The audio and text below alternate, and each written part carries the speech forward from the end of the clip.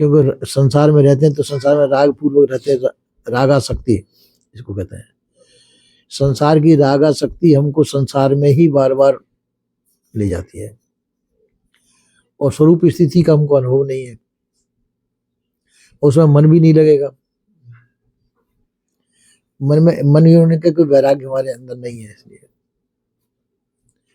तो संसार में जो लगे रहने से, संसार में आसक्ति होने के नाते से वो वैराग्य स्थिति न होने से हमको वो नहीं हो पाता, संसार का राग हट नहीं पाता। तो संसार का राग नहीं हटने से जो है बार बार हमारी वृत्तियां संसार में आती हैं। तो संसार में वृत्तियां आने से और वैराग न होने से हमारी स्वरूप स्थिति नहीं हो पाती। हालांकि संसार हमको प्राप्त कभी नहीं होगा। संसार में जो चीज हमको दिखाई दे रही है, संसार में रहते रहे हम, और संसार हमको प्राप्त नहीं हो, कोई संसार आपका स्वरूप नहीं है। संसार आपका स्वरूप न होने से संसार आपको प्राप्त कभी नहीं होगा। संसार प्राप्त होगा तो शरीर को प्राप्त होगा, तो शरीर की और संसार से स्वरूप की जाति एकता, स्वरूप की एकता है। तो संसार प्राप्त होगा, शरीर को प्राप्त होगा, और शरीर और संसार एक ही होने के नाते से ये आपको कभी नहीं मिल सकते। संसार आपको कभी प्राप्त नहीं हो सकता, और शरीर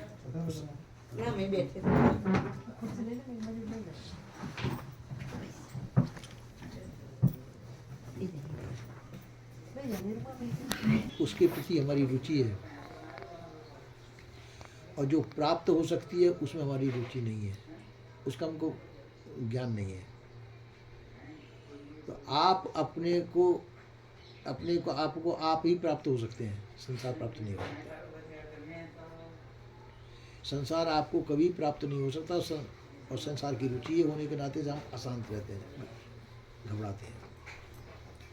जो चीज़ हमको कभी भी प्राप्त नहीं हो सकती उसको प्राप्त करने की हम कोशिश करते हैं, जो प्राप्त हो ही नहीं सकती है। क्योंकि संसार जो है जड़ है और आप चेतन है। तो अपने आप को आप प्राप्त कर सकते हैं, और वो सदैव प्राप्त है। अपने आप को आप सदैव ही प्राप्त है, और संसार प्राप्त हो नहीं सकता है। इसके अंदर हम जो है तालमेल नहीं बैठता है। जो चीज़ कभी प्राप्त नहीं हो सकती उसको प्राप्त करने की इच्छा करते हैं, और जो प्राप्त है उसका हमको ज्ञान नहीं है।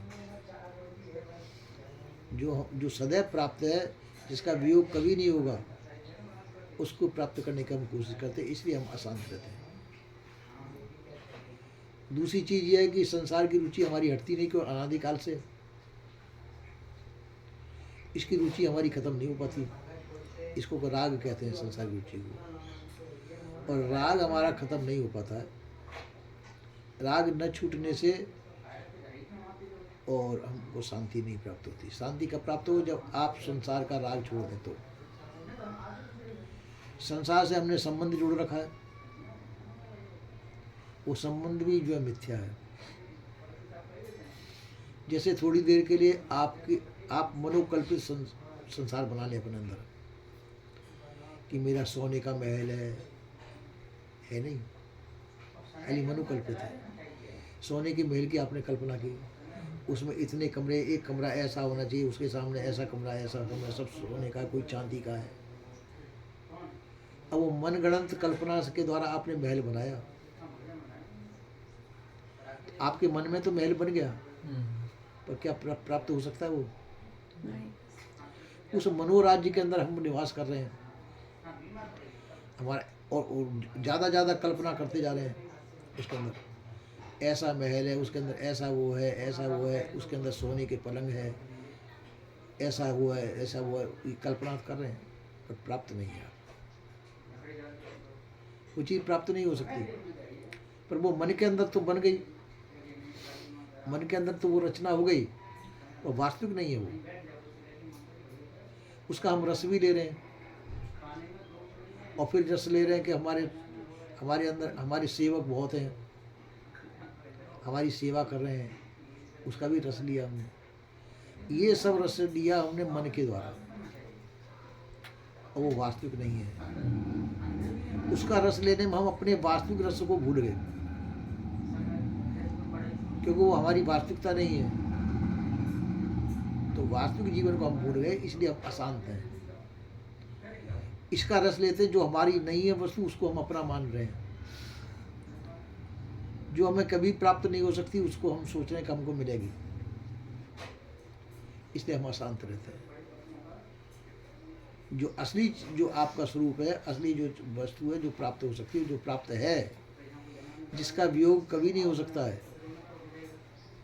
उसमें हम संतुष्ट नहीं हैं, उसमें हमारी रुचि नहीं है। वो उसमें हमारी रुचि न होने से उससे हम विमुख है। प्राप्त होते हुए हम उससे विमुख है। और जो प्राप्त है, जो प्राप्त कभी नहीं हो सकती, उसमें रुचि रहने से उसमें हमारा राग फंसा हुआ है। ये द्वंद्वात्मक स्थिति हमारे स्वरूप में है, हमारे जीवन में है। इसलिए हम सुखी नहीं हो पाते।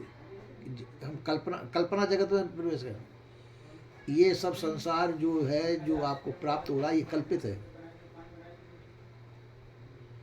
जिस संसार में आप रह रहे, ये संसार वास्तव में आपको प्राप्त हो ही नहीं सकता है। ये केवल कल्पना के द्वारा आपने अपना मान रखा है, कल्पित है, इससे संबंध जोड़ रखा है। जैसे आपने अपने पुत्र पुत्रियों से संबंध जोड़ रखा है, ये भी कल्पना है, वास्तव नहीं है। वो तो ये आपका इनसे वियोग नहीं होगा कभी, इनसे वियोग होगा एक दिन। शरीर भी छूटेगा एक दिन। आपके संकल्पों द्वारा शरीर प्राप्त हुआ आपको, और शरीर एक दिन छूटा। शरीर के संबंधी भी सब झूठे ही है। ये भी छूटने, जो चीज़ छूटने वाली है वो कल्पित मानी हुई है, वो आपकी नहीं है। संबंध जितने भी आपने, आज मेरे को वहाँ जाना है, आज मेरे को वहाँ जाना है, उससे रिश्ता जोड़ रखा, उससे रिश्ता, ये सब रिश्ते कल्पित है। पुत्र पुत्री आदि जो संबंध जोड़े ये भी कल्पित है, क्यों छूटने वाले हैं वो, इनको आप रख नहीं सकते। जितने भी संबंध जोड़े ये छूटेंगे एक दिन। तो जो चीज़ छूटने वाली वो आपका स्वरूप नहीं हुआ, वो असली नहीं चीज़ है, नकली है। इस नकली के संसार में आप अपने आप को भूल गए। ये प्राप्त होंगे नहीं, और आप अपने आप का अपना ज्ञान हुआ नहीं, अपने आप का जो ज्ञान हमको हुआ नहीं, और नकली में हम बसे, ये भी हमको छूटने वाले, ये प्राप्त होंगे नहीं। नकली संसार से जो संबंध जोड़ रखा है आपने, ये आपको मिलेंगे नहीं, कभी भी नहीं मिलेंगे, अभी भी नहीं मिले। आप जिसको अपना मान रहे हैं वो आपके होंगे नहीं और है नहीं, आप उनको झूठा अपना मान रहे हैं। तो झूठा अपना मान रहे हैं, तो ये आपकी मिथ्या कल्पना से मान रहे हैं, और ये आपके हैं नहीं भी हैं, है ना। और असली तो आप अपने आप के, उसको हम जानते नहीं। आपका जो असली स्वरूप है उसको आप जानते नहीं, इसलिए जो है आप उससे परिचित नहीं हैं, और जिनसे परिचित है वो आपके हैं नहीं। तो कैसे संतुष्टि होगी, कैसे शांति मिल सकती है? जो आपके हैं, आपको मिले हुए हैं सदैव, उसका वियोग कभी नहीं होगा, उसको तो आप जानते नहीं। और जिनको जानते हैं वो आपके हैं नहीं, और उनको आप अपना मान रखो, तो इसलिए आपको अशांति होती है। जैसे जो है जितने भी मिले हुए हैं, आपने कहा ये मेरा बच्चा है, ये मेरी बच्ची है, ये मेरी पत्नी है, वो अपने अपने कर्म संस्कार अलग लेके आए हैं, आपसे कोई संबंध नहीं उनका। वो आपसे तो बदला लेने के लिए आए हैं। सही बात है। पहले के कर्मों का बदला लेने के लिए आए, है ना। वो कर्मों का बदला ले रहे, और आप उनको अपना मान रहे हैं, वो आपसे बदला ले रहे हैं। सही बात है। तो अब आपको रुलाएंगे वो, आपको, क्योंकि आपसे बदला लेंगे। किसी से बदला, अच्छा बदला, किसी से बुरा बदला है। कोई पुत्र बन के आया, वो आपको ज़िंदगी भर रुलाएगा, और वो आपको होगा नहीं। पत्नी है, पत्नी आपसे ज़िंदगी भर लड़ती रहेगी, झगड़ती रहेगी, आपकी हुई नहीं। तो आप उनमें, आपका उनको मोह है कि मेरे हैं, मेरे बच्चे हैं, मेरी पत्नी है, मेरा घर है, और वो आपका कभी भी नहीं है। यही दुख का कारण है, क्योंकि वो अपने कर्म संस्कार अलग लेके आए हैं ना। जो कर्म संस्कार, वो अपने अलग अलग कर्म संस्कार भोगेंगे। आप उनके लिए, आपके 4 पुत्र, आप कहेंगे किसी को डॉक्टर बनाऊंगा, कलेक्टर बनाऊंगा, इंस्पेक्टर बनाऊंगा, और वो सपना आपका पूरा हुआ नहीं। वो अपने कर्म संस्कार जैसे लेके आए वैसे वैसे कर्म करेंगे, आपको दुखी रखेंगे, हमेशा दुखी रखेंगे, आपको रुलाते रहेंगे, जिकाते रहेंगे। आप उनसे सुख शांति चाहते हैं और वो आपको दुख देंगे, तो आप रोते झीकते ये पूरी ज़िंदगी आपकी इसी में निकल जाएगी आपकी, क्योंकि वो आपको कभी नहीं, पूरी ज़िंदगी आपको रुलाते रहेंगे, जिकाते रहेंगे, आखिर में अंत समय आ जाएगा। जो हमारी कल्याण स्थिति जो हमको प्राप्त करनी चाहिए थी, जो सदैव प्राप्त है हमको, उस स्थिति को हम प्राप्त नहीं कर पाए। जो हमको सदैव प्राप्त है शांति स्थिति, वो हमको प्राप्त नहीं हो पाई, और जो कभी प्राप्त नहीं हो सकती, उस स्थिति में हम रहे जिंदगी भर। तो धोखा हुआ, संसार धोखा है। जिस संसार को आप असली समझ रहे हैं, जो संसार आप अपना समझ रहे हैं, वो आपका कभी नहीं होगा। वो तो आपको जैसे जैसे पहले जन्म के कर्म के बोले हैं, कुत्ता भी आपके पास पालतू है, वो भी बदला लेने के लिए आया है। पशु पक्षी भी आपसे बदला लेने के लिए आए हैं, वो आपको सुख देने के लिए नहीं आए हैं। आप उनका कर्ज आपके ऊपर है, उस कर्ज को पटाने के लिए आए, या आपका कर्ज उनके ऊपर है, उसको चुकाने के लिए आए हैं। अपने अपने कर्जों के लेन देन पूरा करने के लिए आए हैं। तो आपके कोई नहीं है और आप उनको अपना मान रहे हैं। जैसे बच्चा है गोद का बच्चा, वो आप उसको प्यार कर रहे हैं। आपकी दाढ़ी है छोटी छोटी, उसको आप प्यार कर रहे हैं, वो उसको छिदेगी, नीचे देगी। उसकी कोमल त्वचा है, वो रोएगा, आप तो करेंगे मैं प्यार कर रहा हूँ, ये रो रहा है, अरे भाई उसको आपकी दाढ़ी की जो डंठल है वो उसको चुन रहे, चुभे तो वो रोएगा नहीं, तो उसको कष्ट होगा कि नहीं होगा। इसी प्रकार से आप अपने कर्मानुसार आपके जो संबंधी हैं, आपके व्यवहार से उनको कष्ट हो रहा है। आप तो करें हम इनको प्यार कर रहे हैं, आप हम इनको सुख पहुंचा रहे हैं, बच्चे को पढ़ा रहे हैं, लिखा रहे हैं, अरे उसके कर्म संस्कार आपसे भिन्न जा रहे हैं, और आपने उनको ज़िंदगी भर पढ़ाया लिखाया सब कुछ किया। अब वो शादी होते आपसे अलग होंगे, अलग संस्कार है। अब आप कहेंगे इनके पीछे मैंने पूरी ज़िंदगी ख़त्म की है, अब ये मेरे नहीं, ये पराये हो गए। अरे भाई वो अपने कर्म संस्कार को अनुसार आपसे उनका लेन देन नहीं, जितना लेन देन उनका पूरा कर दिया, वो ख़त्म। मनुष्य से अच्छे तो पशु पक्षी हैं। उनका संबंध कब तक रहता है? जैसे पक्षी हैं, अब जब तक उनके पर नहीं आते, जब तक उनके माता पिता उनसे संबंध रखते हैं, और पर आ गए वो उड़ गए, फिर कोई संबंध रहता है क्या उनसे? वो मनुष्य का संबंध कब तक है अपने बच्चों से? नहीं, मरे तक, मरने के बाद भी रहता है। नहीं, वो तो बात अलग है। अब मनुष्य का जब जैसे मतलब बच्चे हुए, बच्चों के भी बच्चे हो गए, फिर उनके बच्चे हो गए, उनके बच्चे हो गए, जब तक आप अपना मान रहे हैं, वो आपको अपना नहीं मान रहे। आप उनको अपना मान रहे हैं, आप उनके दुख में शामिल हो रहे हैं, वो आपके दुख में शामिल नहीं हो रहे। फिर आप सोच कर रहे हैं, देखो मैं बीमार था, मेरा नाती मेरे को देखने के लिए नहीं आया, मेरा पुत्र मेरे को देखने के लिए नहीं आया।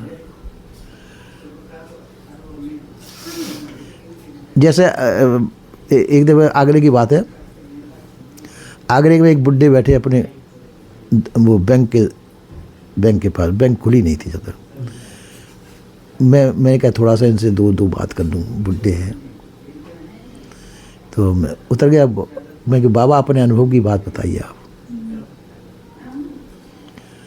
तो वो भी कह रहे थे कि महाराज जी आप कह रहे हैं कोई किसी का नहीं है।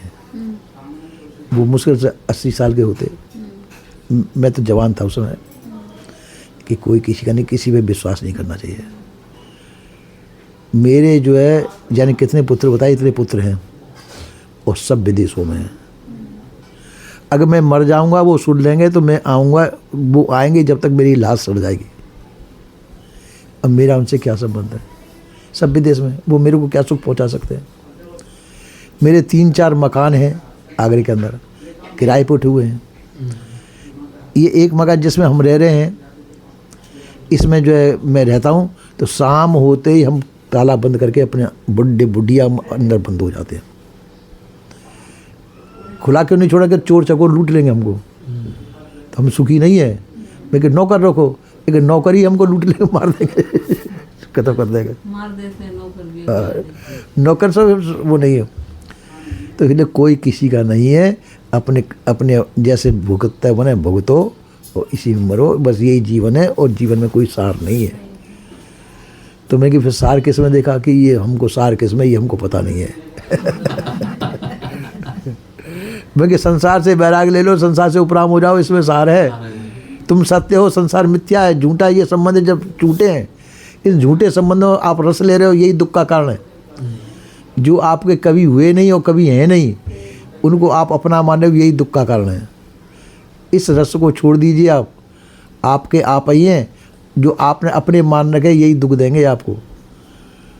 देखो बाबा जी बात तो सही करें, पर हमको चैन नहीं होता इस मान्यता के अंदर, हमको रस नहीं है। और ये तो हम जानते हैं वो हमारे कभी नहीं हुए। अब वो बिलात में रह रहे हैं, कोई कहीं रह रहे हैं, वो कह रहे हैं हमारा क्या भला कर सकते हैं।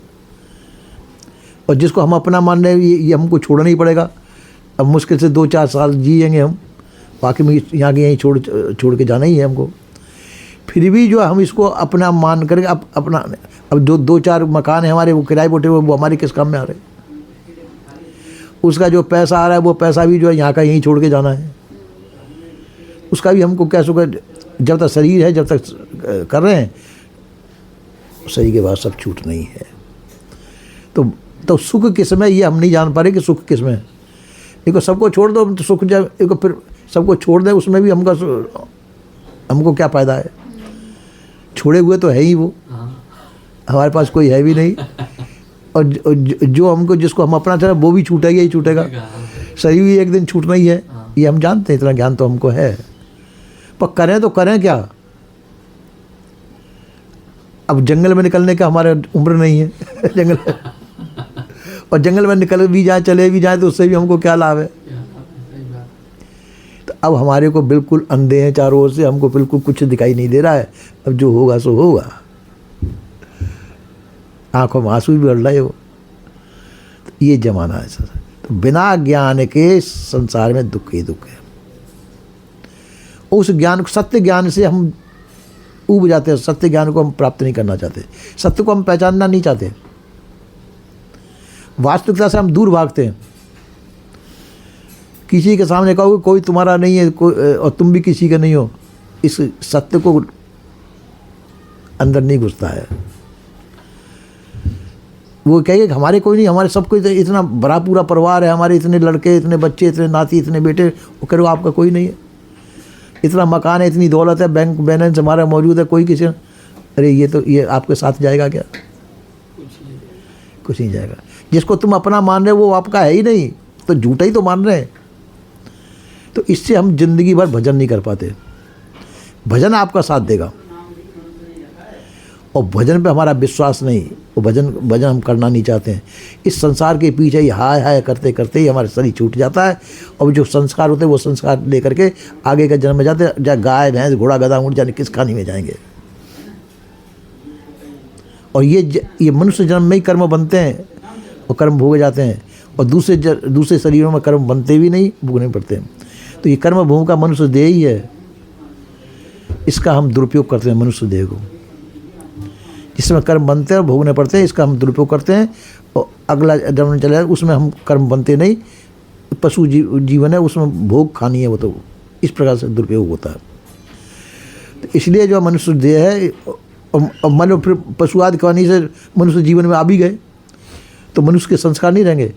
गाय भैंस मतलब मनुष्य जीवन में आ गए, तो आपने देखे होंगे फुटपाथों पर पड़े हुए कई लोग मिलेंगे, कई स्टेशन पर दुर्दशा को प्राप्त है उनको, यानी नाली का पानी पी रहे हैं। और जाने कैसे कैसे वो दुर्दशा ही है उनकी। तो अब उनको ज्ञान बोध विचार दो, तो वो ज्ञान बोध विचार सुनेंगे तुम्हारा? नहीं सुनेंगे, क्योंकि वो मनुष्य होते हुए पशु जीवन में जी रहे हैं। जिस खानी से वो आए वैसा ही जीवन वो जी रहे हैं। गाय भैंस घोड़ा गधा ऊँट को कहानी से वो आए हैं और मनुष्य जीवन में आ गए, उनको ज्ञान बोध विचार है ही नहीं। वो इसी प्रकार से पशु जीवन ही जी रहे हैं। वो जैसे उनके संस्कार हैं उसके अंदर। अब उनको आप चेताना चाहे, समझाना चाहे, वो समझेंगे नहीं। तो इसलिए सबसे बड़ी चीज़ है कि मनुष्य जीवन मिल गया।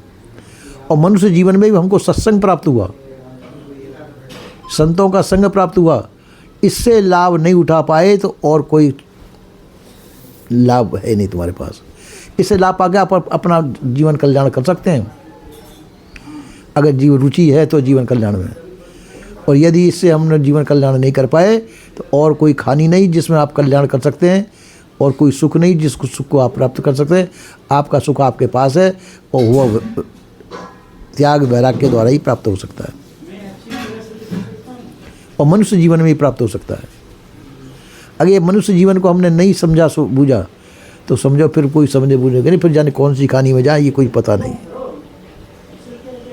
तो ये मनुष्य जीवन है, मनुष्य जीवन का बड़ा उत्तम जीवन है। इस मनुष्य जीवन में हमको जग जाना चाहिए, संभल जाना चाहिए, होश में आ जाना चाहिए।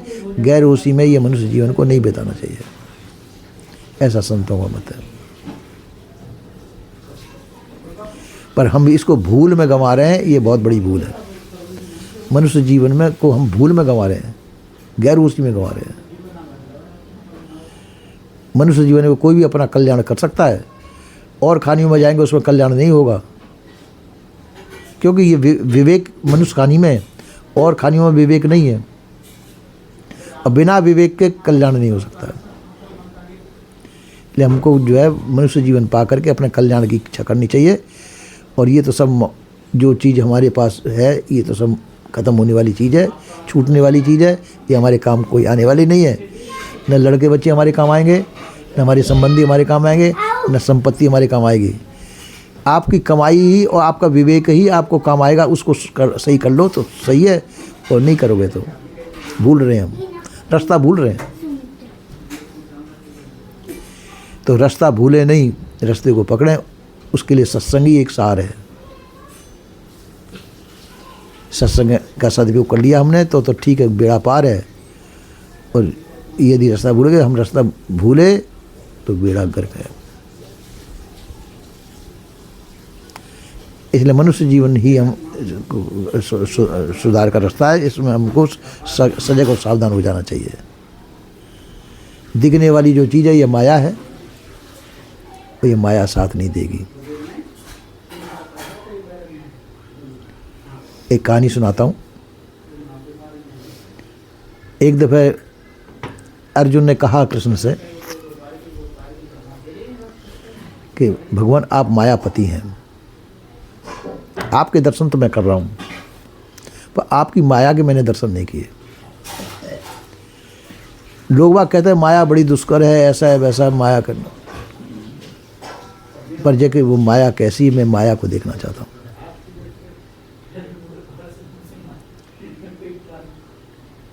कृष्ण ने कहा कि अर्जुन माया को मत देख, तू मेरे को देख। माया को देखेगा भटक जाएगा।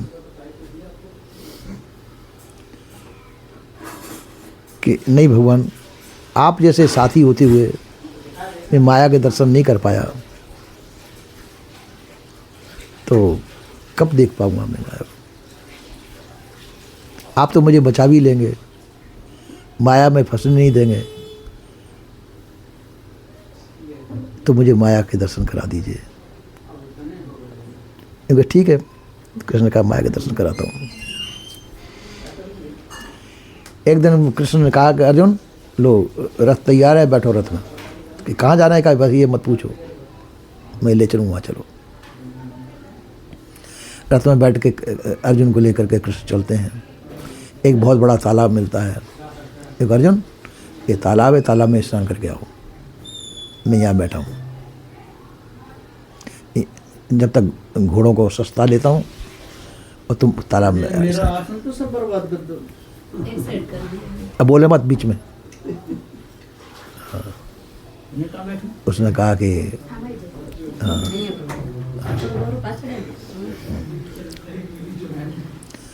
तो अर्जुन ने कहा कि ठीक है।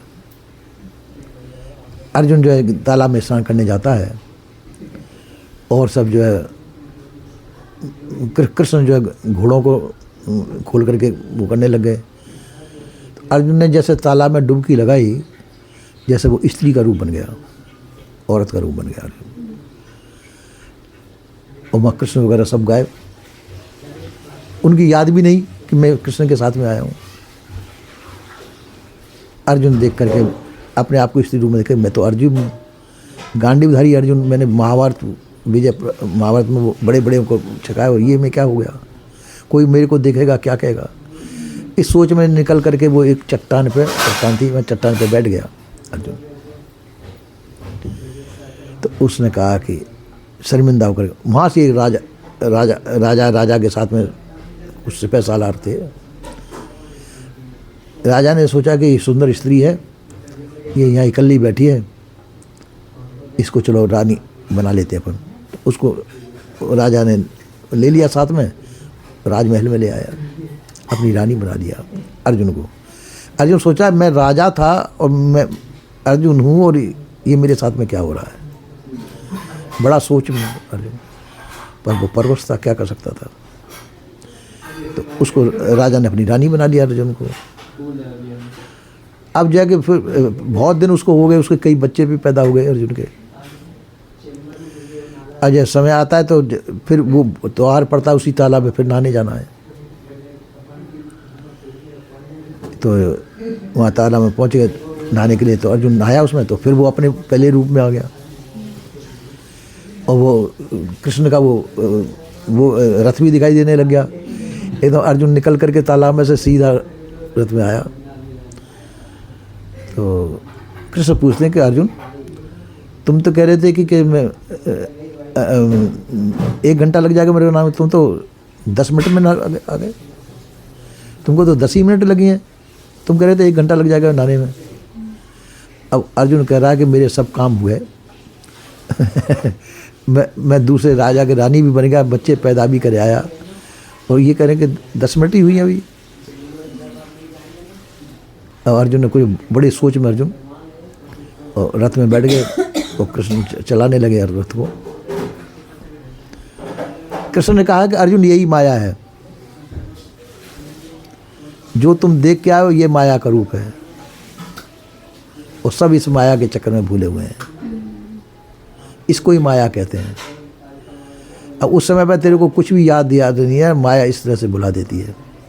माया ने अच्छे अच्छों को बुलाया है, तो ये कल्ला नहीं, तो आज तेरे माया, तो भगवान ऐसी माया अब मेरे को कभी नहीं दिखाना, ये माया मैं कभी नहीं देखना चाहता, और हो सके तो किसी और को भी नहीं दिखाना। इस माया में सब भूले हुए हैं, आज मेरे को भी आपने भ्रमित कर दिया, ये माया नहीं दिखाना। तो इसी प्रकार से इस माया में, जो माया हमारी कभी नहीं हुई उसको हम अपनी मान बैठे हैं। जो जिनसे हम संबंध जोड़ चुके हैं वो संबंध भी हमारे कच्चे ही हैं, कच्चा धागा है, और इसमें हम भूले हुए पूरा मनुष्य जीवन को गंवा देते हैं और भजन नहीं करते। इस माया के चक्कर में और मोर तोर ते माया, यही माया का स्वरूप है, और इसमें हमारी पूरी ज़िंदगी चली जाती है। और मनुष्य जैसा शरीर को हम जो है व्यर्थ में गंवा देते हैं। अपना मनुष्य में ही कल्याण हो सकता है, दूसरे किसी शरीर में कल्याण नहीं हो सकता। और इस मनुष्य जीवन को हम नाते गोते रिश्ते अपना पराया इसमें गंवा देते हैं, और इससे हम कल्याण नहीं कर पाते। ये बहुत बड़ी भूल करते हैं। नहीं, मनुष्य जीवन में भी रहिए, मनुष्य के काम भी करिए और अपना कल्याण भी कर, दोनों काम इस मनुष्य जीवन में हो सकते हैं। पर हमको होश की दशा नहीं आती, हम गैर होशी में मनुष्य जीवन को में गंवा देते हैं, ये भूल करते हैं। तो इसी के लिए सत्संग की आवश्यकता होती है। सत्संग में ज्ञान बोध विचार प्राप्त करके मनुष्य जीवन में जैसे कर्मानुसार हमारे सामने भोग आए उनको भोगते हुए हम अपना कल्याण कर सकते हैं। अपने कल्याण को नहीं भूलना चाहिए, ऐसा संत गुरु जी कहते हैं। बोलिए श्री सद्गुरुदेव।